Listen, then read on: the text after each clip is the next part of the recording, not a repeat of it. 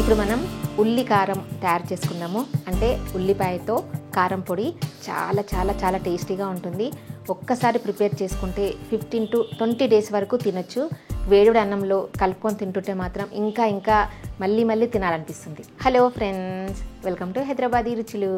నేను మీ ఇందిర. ఉల్లి కారం తయారు చేస్తారని మీలో ఎంతమందికి తెలుసుంటే తెలుసని, తెలియని వాళ్ళు తెలియదని కామెంట్ పెట్టండి. ఇప్పుడు ఉల్లి కారం ఈజీగా టేస్టీగా ఎలా చేయాలో చూద్దాం.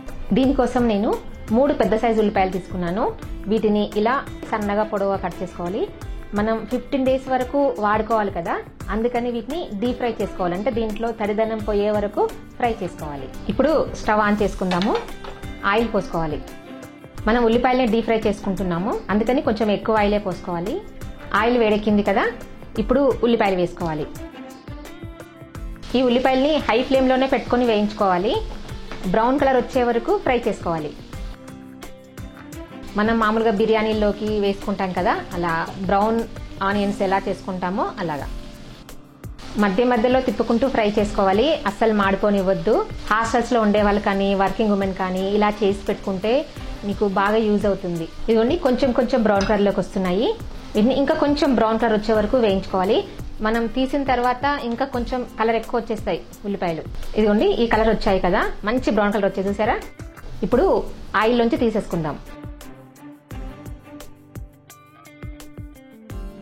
ఇదిగోండి ఇలాగా తీసుకోవాలి. ఇప్పుడు మనకు కొంచెం మెత్తగానే కనిపిస్తాయి. ఇవి ఆరిపోయిన తర్వాత క్రిస్పీగా తయారవుతాయి. ఇప్పుడు పక్కన పెట్టుకుందాం వీటిని. ఇప్పుడు ఇదే ఆయిల్లో పల్లీలు వేసుకొని వేయించుకుందాము. నేను ఇక్కడ 1/2 కప్పు పల్లీలు తీసుకున్నాను. మీరు మీ ఇష్టం ఉన్ననే తీసుకోవచ్చు, ప్రాబ్లం ఏం లేదు. ఈ పల్లీలని కొంచెం మంచి వాసన వచ్చే వరకు వేయించుకోవాలి. ఇదిగోండి చిటపటలాడుతూ కొంచెం కలర్ మారుతున్నాయి. నేను కొంచెం వేగాయి పల్లీలు. ఇప్పుడు దీంట్లో కరివేపాకు వేసుకుందాము.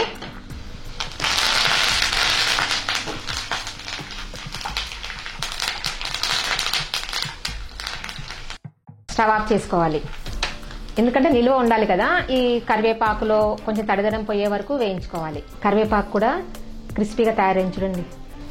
వేరే బౌల్లోకి తీసి పెట్టుకుందాము.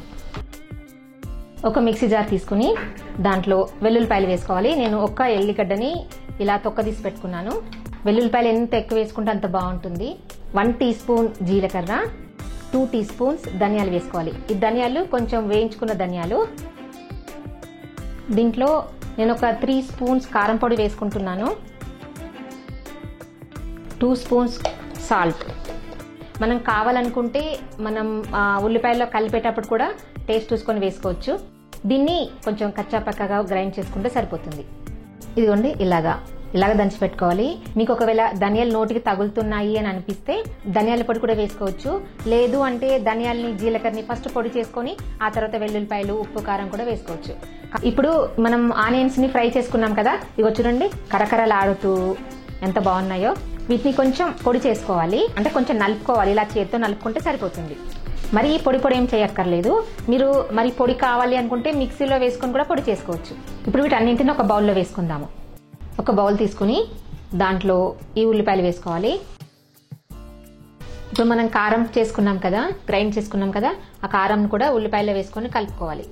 ఇప్పుడు ఇదంతా బాగా కలుపుకోవాలి. చేత్తోనే కలుపుకోవాలి, చేత్తో అయితేనే బాగా కలుస్తుంది. బాగా మిక్స్ చేసుకొని టేస్ట్ చూసుకోవచ్చు. కావాలనుకుంటే సాల్ట్ కానీ కారం కానీ యాడ్ చేసుకోవచ్చు. ఇలా చేసి పెట్టుకున్నారంటే 15 డేస్ వరకు తినొచ్చు.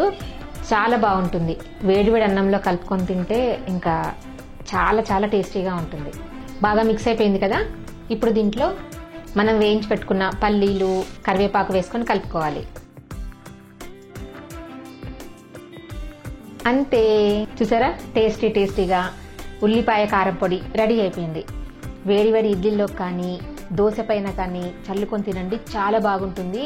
అన్నంలోకి అయితే ఇంకా టేస్టీగా ఉంటుంది. అంతే, చూసారు కదా ఎంత ఈజీగా ఎంత తొందరగా ప్రిపేర్ చేసుకున్నామో. చాలా అంటే చాలా బాగుంటుంది. నచ్చిందా? ఈ వీడియో నచ్చినట్టయితే లైక్ చేయండి, ఫ్రెండ్స్ అందరికీ షేర్ చేయండి, సబ్స్క్రైబ్ చేయడం అస్సలు మరవద్దు. Thank you for watching.